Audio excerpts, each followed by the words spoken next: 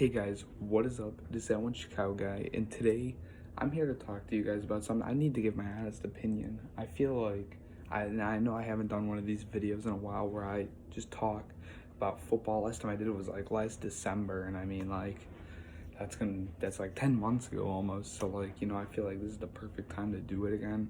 It's been quite some time, don't mind the flashes. Our TV used to be over there. Now it's right here. Like, I'm touching it right now. I know you can't see my hand, but literally I'm touching it.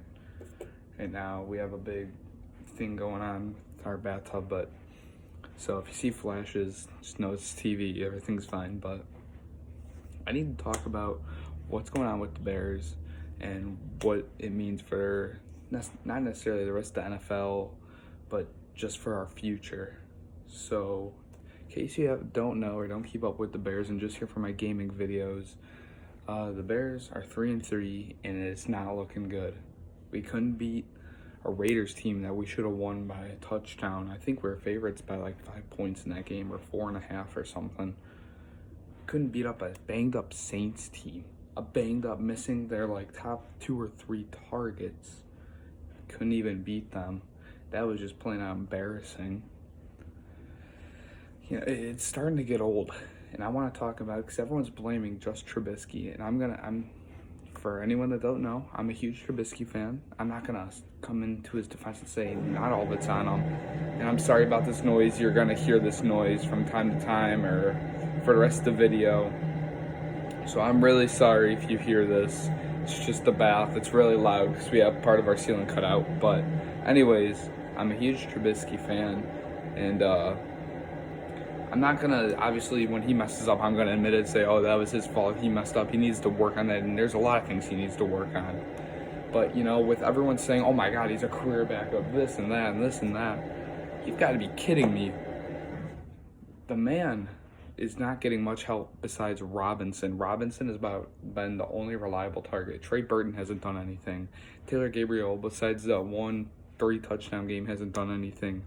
Anthony Miller, I don't even know where he went. I think he had a few catches yesterday. He hasn't. That's literally all he's done this season. It's been ridiculous. Absolutely ridiculous with where these targets last year have gone. And obviously, Trubisky still has the accuracy problem, and I think, that's obviously on him. He needs to get better with that. His footwork needs to get better. But when the O-line gives you an average of 1.9 seconds to get rid of the ball, and you're expecting him to bomb it and let the play develop 40 yards down the field, even 20, 30 yards down the field, you're kidding me. The guy literally gets the ball, takes a step or two back, looks at his reads, and then he's got guys coming up at him, and he has to try and somehow untangle this shit and roll out, and he has to be the one to just fucking bomb it and hope. And, I'm going to get into Matt Nagy. Go ahead and call me a piece of shit. He was your savior last year, and he was great last year. Well, not great, but he was a lot better than this year. If you're going to sit here and tell me he's doing a great job, you're fucking high. The man let Trubisky pass 54 times with 7 times rushing between Cohen, Montgomery, and Davis. I think 1 or 2. I think one was the Patterson, one was the Miller or something like that. You're insane if you think that is going to work. Passing 54 times and running only 7. Now, a big part of the running game not working is on the O-line. Because if you can't hold a block for literally 2 seconds, you're not going to get anywhere. But this guy, literally, first play of the game yesterday, I shook my head. I'm like, this is going to be a long day. He runs Tariq Cohen, who is, like 5'6", 170, right up the middle, like he's Jordan Howard. Buddy, you trade Jordan Howard. He's gone. If you're going to run someone up the middle, let it be freaking David Montgomery or Mike Davis. Not the guy that you're supposed to bounce outside. My God. And like I've said it before, I'll keep saying it. Trubisky's not a quarterback that you have passed 50 plus times, 40 plus times. Shit, not even 35 plus times. You keep him in that 30 to 35 plus range, or 30 to 35 passing range. It's freaking insane that all these people expect them to be able to freaking pass 50 plus times. Brady passes. There's some games where he goes nuts, and there's some games where He does like maybe 30 to 40 at tops. If you think that's going to be Trubisky, you are insane. And then Matt Nagy says, I'm not an idiot. I know when to run the ball. And lashes out. Well, not lash out, but says something like that. Buddy, you ran it 7 times in one game.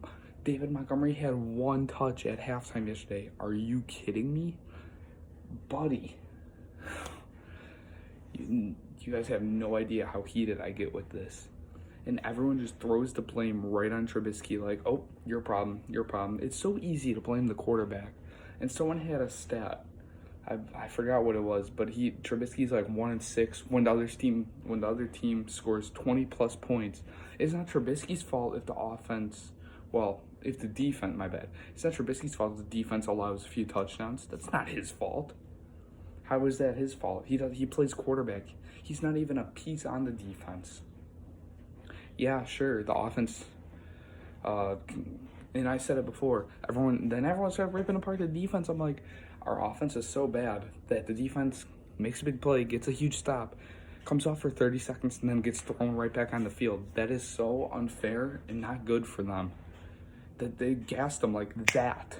They were gassed. They were ready to be done by like mid-third quarter, and you got another quarter and a half to play. You can't be doing that. Yeah, man. The offense is just, last year, I think it was like 23rd or something, which was manageable. I mean, it was a lot better looking than this year. Last year, at the same point, we were 3-3. This year, at the same point, we're 3-3. I felt so much better last year being 3-3 than I do this year. And it's not necessarily the schedule. I think we're absolutely capable of beating the Saints. I thought we were. Of beating the Chiefs down in December. Who's another tough one? Of beating the Vikings, who are a completely different team than when we played them once again earlier in the season. All those teams are now tougher. Of the Packers. Kill me. The Packers are a decent team right now. As much as I hate to say they are a decent team. Yeah, they've had kind of a cakewalk schedule. But up to this point, before the Saints game, we've had a pretty damn easy schedule that we should be winning quite a few games right now. But, you know, it's becoming to be ridiculous. But, you know, they're the professionals. I'm just here giving you guys my insight. It's so, like I've been saying, it's so easy to blame the quarterback for everything going wrong. But you gotta know, Matt Nagy's the one's calling the play. Trubisky's just doing what he's told. And I know Trubisky can audible, Trubisky can change the play and do this and that. I know, believe me, I know. But Matt Nagy is the one calling the play. If he calls for a run play, run the ball. Which obviously he hasn't. But, you know, those are just my thoughts and insights on this, you know. Everyone's like, I'm done defending Trubisky. Why not? I'm going to say it right now. Watch him go off in one of these games. Like last year, threw a 6 touchdown pass in one game. I saw that game live. He looked amazing.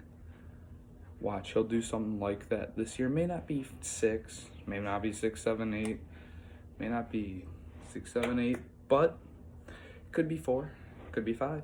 And everyone's going to hop right back on and be like, oh my God, I was so wrong. I knew he could do it. I was with him the whole time. Yeah, bullshit. There's only a handful of people I know that still believe in him. And I'm one of them. And in case anyone's going, he's been 3 years in the NFL. He should be a complete starter. He had 13 games. And before everyone brings up the Mahomes Watson, I'm going to tell you right now, Mahomes was not he wasn't even a first round talent. The Chiefs jumped way ahead than everyone expected them to take him. Deshaun Watson is one ACL tear from being out of the league and retiring. So at the time, Trubisky looked like the safe bet. Everyone thought, okay, Trubisky is the number 1 quarterback, and he only had 13 starts in college, which, yeah, that's a risky step to take, especially since most quarterbacks don't even pan out.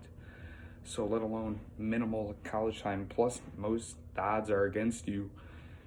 You're not going to have great odds, but, you know, hey, whatever, I leave it up to the professionals. I'm just here to give my thoughts and opinions, but, yeah, I mean, you guys can go ahead and debate down below in the comments. I'd love to see what you guys think, but, yeah, I'm just kind of, at this point, calling it how I see it. But yeah, thank you guys for watching, and don't forget to subscribe, comment, like, comment, and subscribe. Thank you guys.